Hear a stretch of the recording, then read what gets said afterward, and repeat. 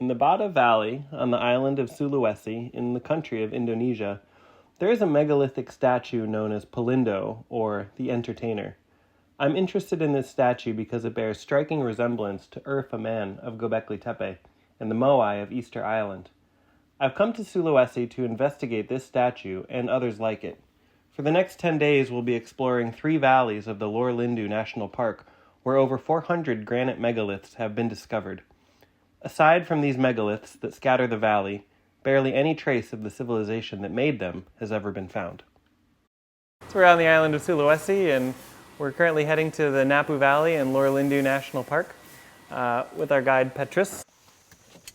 It's about a 7-hour drive from the airport in Palu to the Lor Lindu National Park to Napu Valley.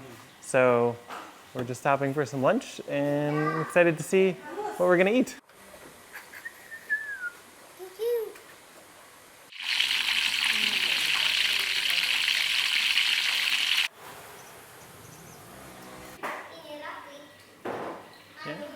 It was good. Yeah, it's good. Terima kasih.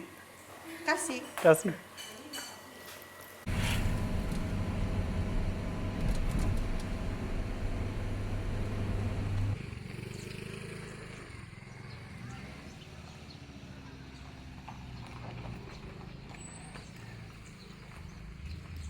Because I said all the megalithic in Lor Lindu National Park, it's same civilization. Yeah, same civilization means the same age there. Do they have a name for the civilization that built these? That's why it's called the lost civilization. Lost civilization, yeah. The lost civilization, because let's say the Lori people now, there's no connecting again about their culture with the stone. Yeah, no. It's been forgotten. Yeah.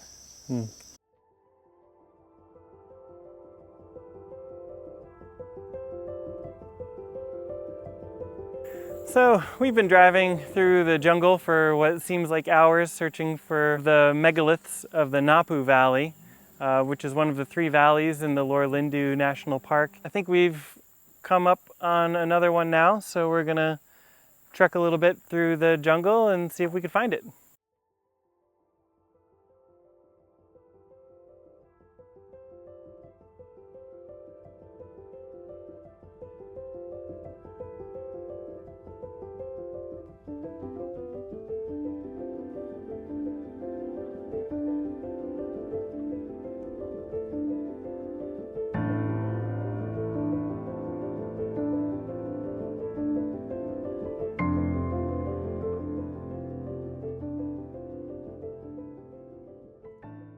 Megalithic in Lor Lindu, Mm-hmm. and they say that the same periods.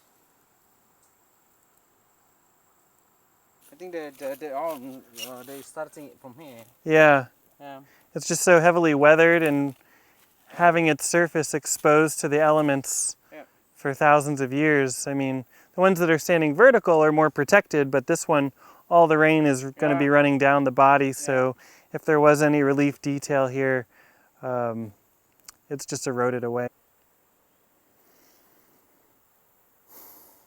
With the team.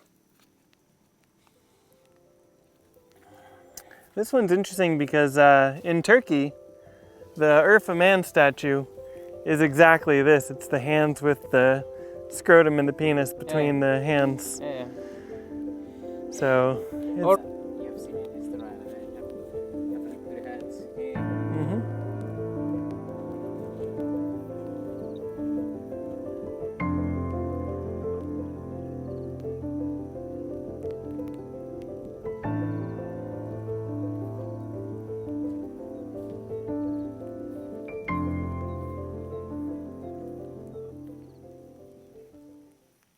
It's exactly the same as the 12,000-year-old statue in Turkey. In Turkey. Yeah. Göbekli Tepe. Yeah. And Urfa Man. Urfa. Mm-hmm. Yeah, Urfa Man. Yeah. But he's got the penis and the scrotum between the hands just the way these statues do. So. Yeah, and for the once again opinion, the anthropology, it is the symbol of live person. Yep. Fertility, Fertility, yeah. male, That's correct, yeah. clearly. But the way that they would symbolize it and depict it and illustrate it in exactly the same way, Yeah. I don't think that's a coincidence. How can it be?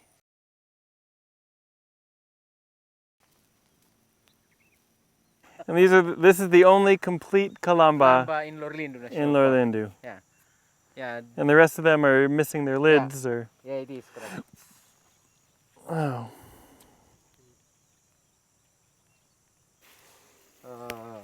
Geologists already try to open them, the Kalamba.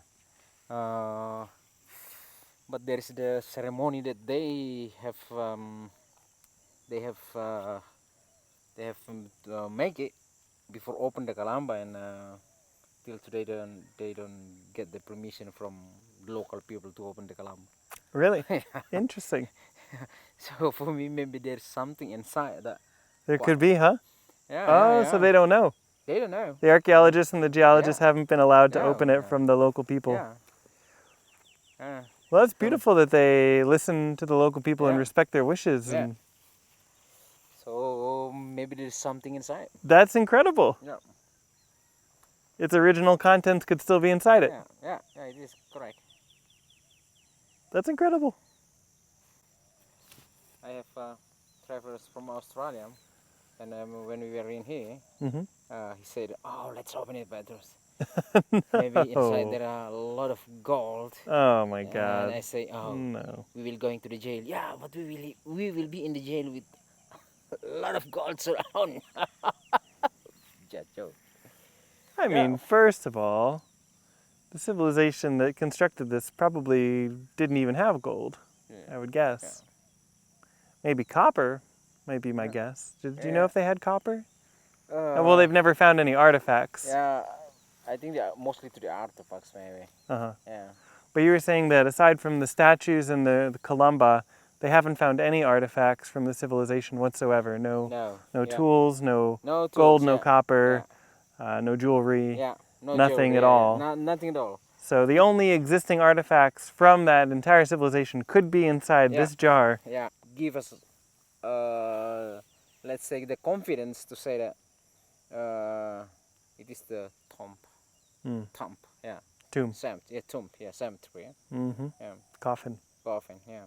Sarcophagi. Yeah, sarcophagus. Which is what they were used for in Laos as well. Yeah, in Laos also, I think they say that it's a sarcophagus. Yeah. I think that if it had been opened already, the lid would probably be on the ground. Because if you go to open it, you take the whole thing off. Yeah, I think the system to open it is up a little bit and then move it together. And off, yeah. And next we will do the same, we'll fix it. So, yeah. That's incredible that it could still be intact. And it might also explain why they used such heavy stones to make it difficult to open, and the fact that it's still here and potentially sealed with its original contents inside could be a testament to their construction style with the sarcophagi. That it was effective in lasting through the millennia. That's incredible.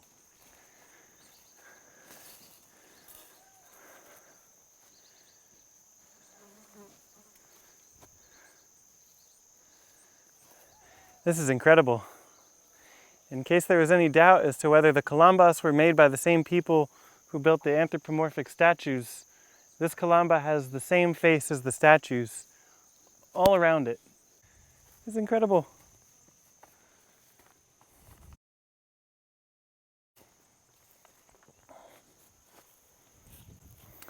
So again, the civilization that made this is believed to be from about 2500 BC, possibly even as old as 3000 BC. We were with an official from the government earlier today when we were investigating some of the Kalambas in the jungle, and he said that they have found bones inside some of these Kalambas that date to 3000 BC. So, well, of course, we don't know how old this one is, but we think that the civilization is from that time. Now, the field that we're in, you can actually see many Kalambas scattered all about the field. Wow. Oh, there's some intact lids over here. Yeah, it is. So this is that we can compare with the jars that you say in Laos. Yeah. But in Laos, I only see Wow, one look at jar. this. Yeah. It's great. This is incredible. Yeah. Oh my God.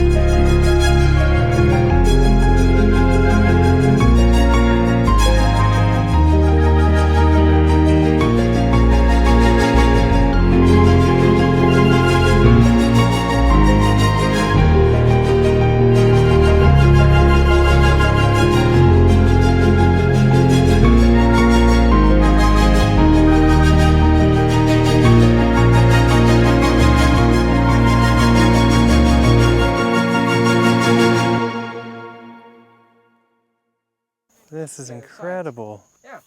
This is the cover from this one. Uh-huh. The decorated. Wow. 500 teeth in here. So was the lid already off when they found the teeth inside? Or did they take the lid off and find the teeth?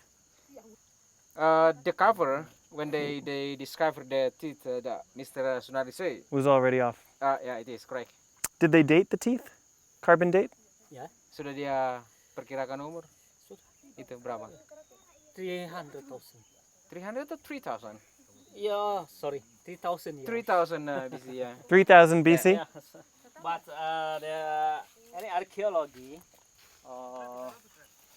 from activity, human activity in this area, in this archaeology making research in Down there. They have discovered from deep of 4 meter underground. Mm. They the rise a long time ago. They all 8,000 years. So there's evidence of rice cultivation here from 8,000 BC. Yeah.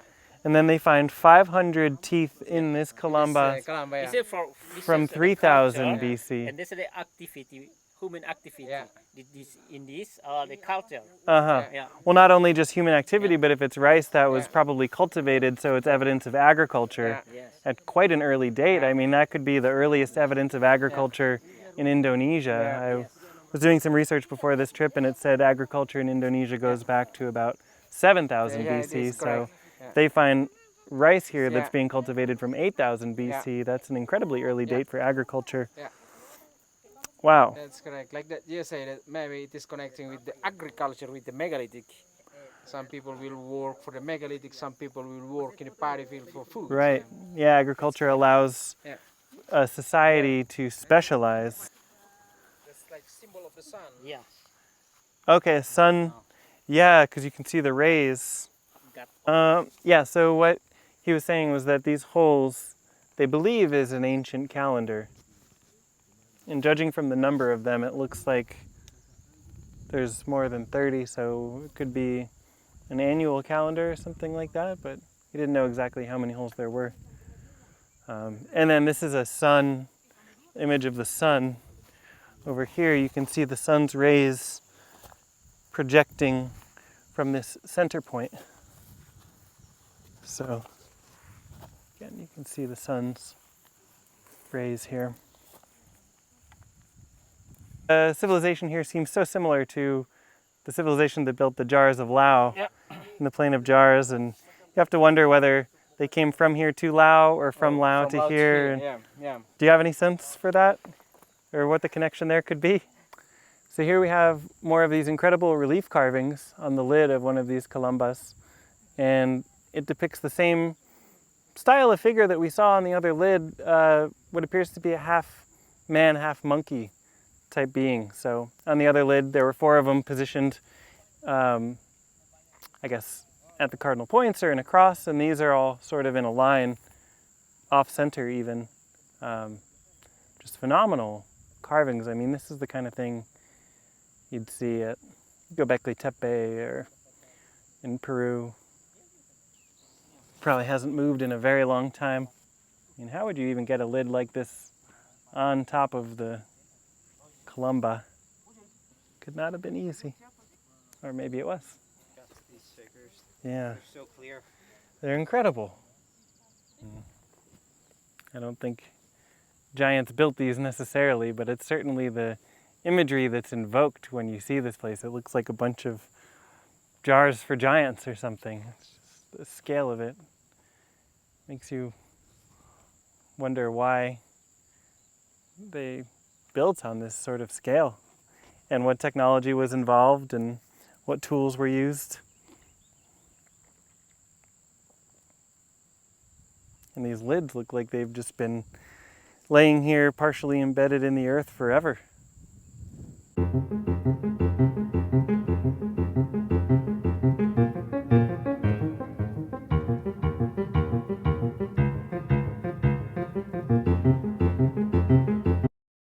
Okay, so this megalith that I have seen in Lorlindo National Park, this sleeping man and the other megalithic that we have seen in Napu Valley, the hands between the navel, actually not sure about it because the navel that's a little bit Right, it has the navel. The hands are under the navel, or maybe the lower navel, Yeah, let's say. but above the genitalia. Yeah. Sometimes the genitalia is in the middle of the that's, hands. Sometimes the navel's in the middle of the hands, but the hands are always like this. The arms are extended, the hands meet around the waist somewhere. Yeah, it is. But And, it takes, there's several variations on it, Yeah. but the hands are always kind of in the same position. Yeah. Just a little higher, a little bit lower, but they always kind of look like this. Yeah. But for me, for this megalithic Graham, Wow.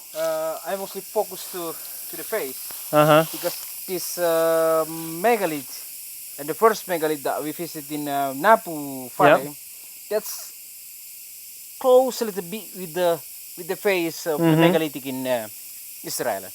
Yeah. One big difference that I'm noticing between this and the Moai of Easter Island, the Moai have very long ears. These have very short ears. Short ears, yeah. And legends on Easter Island talk about a war between the long ears and the short ears. So that's kind of an interesting thing that's coming up for me when I observe this statue. The headband is very interesting on this one. It's the only one we've seen so far that has that kind of headband. Yeah, the women also have it.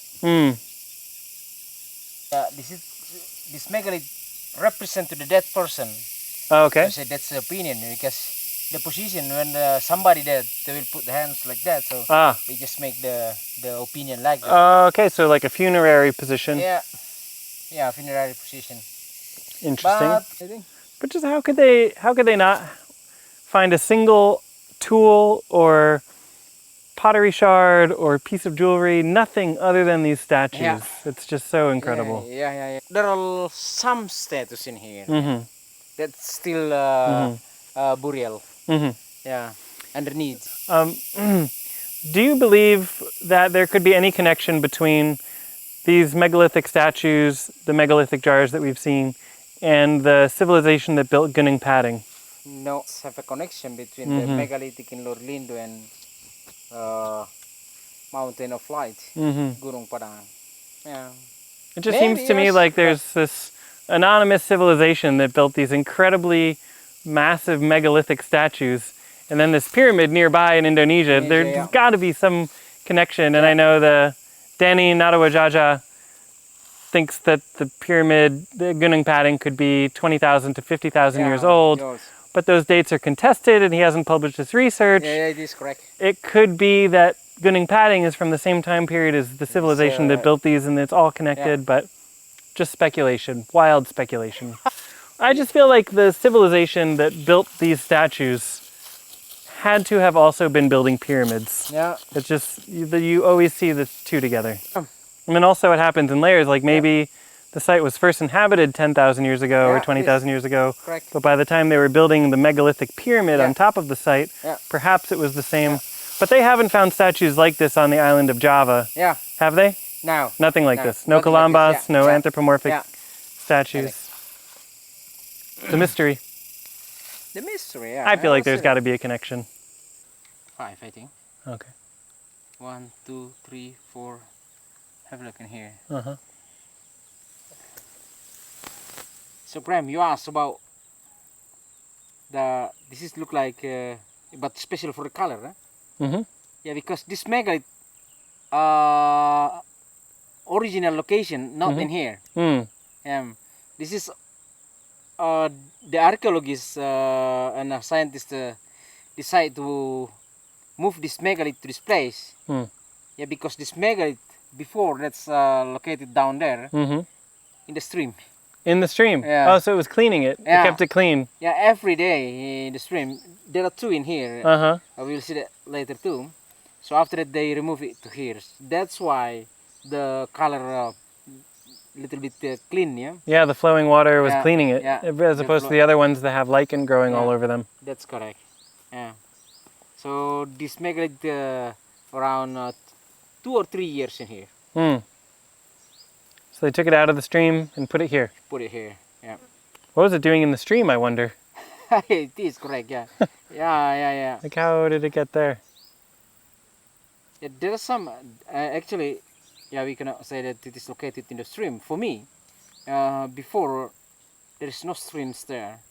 But after that, there is some waters come to that place every day, year by year, and next, this megalith taken by the small river, fall down into the river. Okay. Yeah, because from the beginning, I think that there is no purposes to put it in under the water. Yeah, that's the opinion. But for me, I like that. Because for them, this is like the holy things, yeah. So they have to see it. If it is under the water, then they can't see that. I feel like I'm on Easter Island right now. This is like a very similar kind of vibe with all of these stone statues with their hands around their navels or their genitalia. It just feels so similar. People see the entertainer and they think that's the only statue in Lorlindu and Bada Valley, and then you start going around and you see them all and you realize they made a lot of these statues. Oh, yeah, of course. And there's probably so many more that we haven't found that are underground somewhere or in a stream or river somewhere. It's incredible. We're going to have to start calling Sulawesi Easter Island 2. You're noticing the hands meet above the navel on this one. There's genitals, there's a navel, there's a sternum, and the hands are meeting between the navel and the sternum. So about here. Yeah, correct. Yeah. Absolutely. I think it's some kind of ancient language or symbolism where the hands are in different positions. It means Yeah. different things. Yeah. And I think that meaning has been lost, but they're communicating something by these hand positions. Yeah, that's correct. I believe. So yeah, you can see the arms coming here and the hands right here. I don't know if you can see that. And then another hand right here. And the arm kind of continues up this way. This is the sternum, we believe. This is the navel. And this is the genitalia. You can see the scrotum and the penis. So genitalia, navel, sternum, hands meeting between the navel and the sternum. And then this knob here, which is a feature on countless megaliths all around the world. Nobody knows what it means. Some people theorize that the knobs were used in the transportation and the erection of these monuments and finished or worked out of the megalith or the block or the monument after it's completed. There's tons of megaliths in Egypt, in the pyramids with knobs still protruding, tons of knobs in the megalithic stonework of Cusco.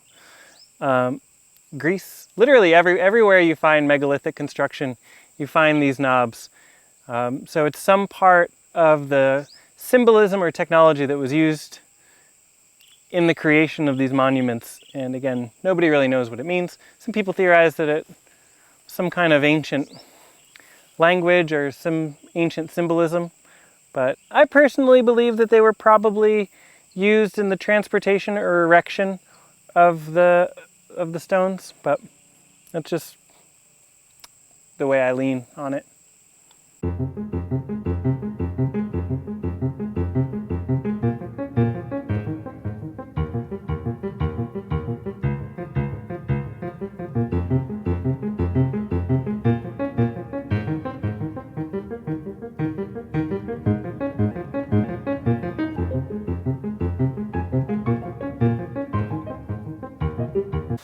Yeah, sure.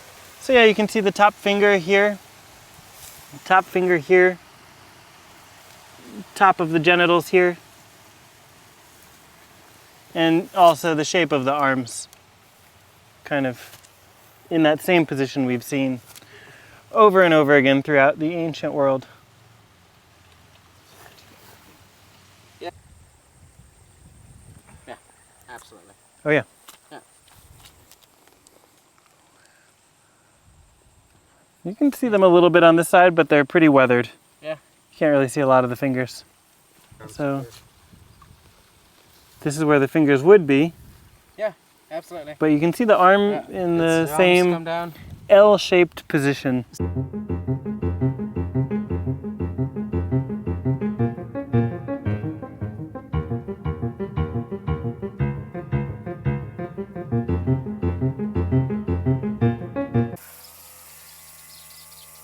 Yeah, look how well you can see the hands there. That's incredible. So yeah, here you can see, again, the arms, hands meeting around the navel. I like the idea that the statues are symbols of fertility, whether the hands are meeting around the navel or the male genitalia or the female genitalia. These are all fertility symbols. We all come from a womb. You have to be fertile to conceive and to be born from a womb. The male genitalia, of course, is the center of fertility for a man. The vagina, of course, is the center of fertility for a female. So these are all fertility symbols. Anywhere where the hands are meeting, anywhere along here would be a symbol of fertility, perhaps is one way to think about it. And to early agricultural societies, fertility was, of course, so important because not only did they need to increase their population, because it was more people to assist with all the various functions of their civilization, fertility was also so important for their crops and for their yields and for their ability to feed their people. So I could see why for an early agricultural society, fertility would be such an important symbol. But the fascinating thing again to me about this is that civilizations all over the world created these similar fertility idols, whether you're in Sardinia or Iraq or Serbia or Kosovo or Bulgaria or Iran or Indonesia or China. They all expressed fertility in the same way. And You could argue that that is perhaps through shared human experience, shared common invention. But to have all these statues and figurines depicted with their hands and arms in the same position, meeting in the same way, seems like more of an ancient religion that spread around the globe to me personally than humans around the planet just naturally having this idea to create these statues, to express this idea in this way. What an adventure.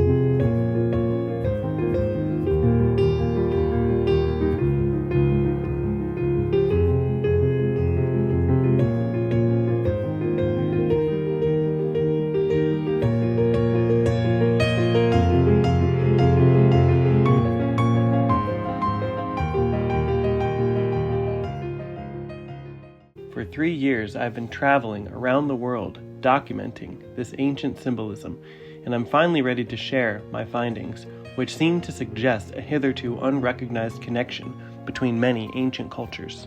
I've documented all my findings in my book, The Mystery of the Naval Idols, which you can get now on Amazon. In many cases, the idols emerge in the archaeological record at the same time people of a local region begin working with copper, and there is a mysterious commonality of V-neck garments and pegs noted on many of them. All of this leads me to theorize that an ancient group of people knew the secrets of copper working and held the symbol of the naval idol as sacred, and were spreading both of these things around the world as a package.